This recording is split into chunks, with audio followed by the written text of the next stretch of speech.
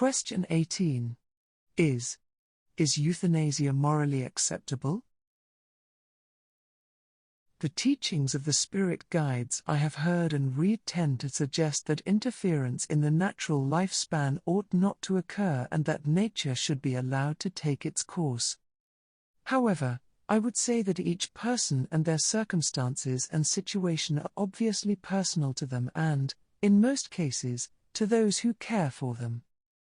Therefore, because each person, and those emotionally connected to the one who stands upon the threshold are unique individuals, to me it can never be an absolute yes or no. I remember that one spirit guide did say, "They shoot horses, don't they?"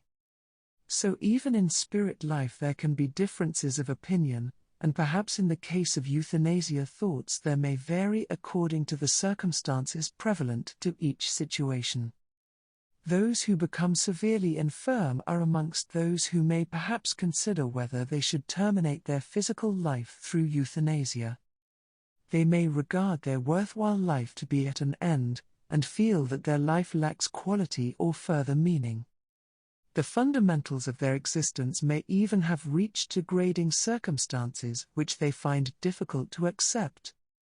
If such a person is mentally responsible and able to make their own choices, after due time for deliberation, I for one would not judge them in any way. Life in all respects is a matter of choice. Each of us is at liberty to do as we please. There will certainly be no judge or moral jury awaiting such a soul in the spirit world. I would suggest that it is sometimes we, and those who care, doctors and nurses and others, who help to prolong someone's stay upon earth. Taking someone beyond what could have been a more natural, quicker and easier passing. Although no physical intervention can prevent a soul from disconnecting with the physical body if their time upon earth is truly at an end. This reminds me of a poem I wrote as a child, when asked to produce something about the elderly. I cannot remember all of the words, but it started. Old people are so lonely, they'd like to pass away, but often they cannot, because the doctor is in the way.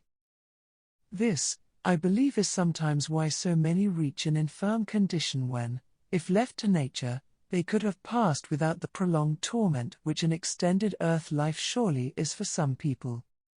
It is of course laudable that the medical staff will, for instance, clear the lungs of fluid to prevent someone passing, giving them a chance to remain living upon earth, at least for a little longer, but does the patient always get a choice? From a spirit or spiritual point of view there can be reasons, and lessons to be learned, by remaining on earth for as long as possible and by any means available. These may, and often will be, lessons for those who are close, family and friends. They may be confronted with the need to deal with the situation and their emotions. Will they respond with compassion, care, commitment perhaps, self-sacrifice maybe, and emerge as finer people?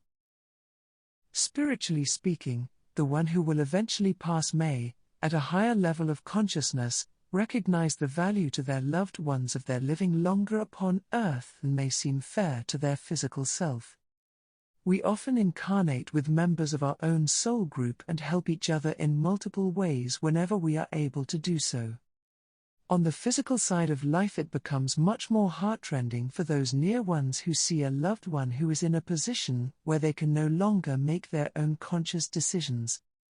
Those in a coma or unconscious condition, or mentally so far removed to be incapable of making a decision, for instance. Perhaps, if their continued physical existence is largely based upon long-term artificial assistance, beyond a reasonable period, then it may be justifiable to bear in mind that, given the opportunity, nature would take them to a natural passing. Personally, in a situation where one is able to make their own choices, I would suggest that they search deep within themselves to see if they feel it truly is their time, or if, even in pain, they still have something to contribute. I say this because much of the time, without realizing it, each of us has something to share, even if it be with just one other person, and our life purpose may not be complete unless we stay long enough to fulfill this higher ambition. Always remember that each of us is a teacher as well as a pupil,